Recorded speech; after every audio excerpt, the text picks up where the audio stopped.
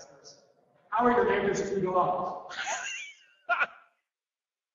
So speak to the questions being asked, and then what about? Yes, and then what about the fact that my neighbor's 2 dogs have created more shovel-ready jobs in this administration?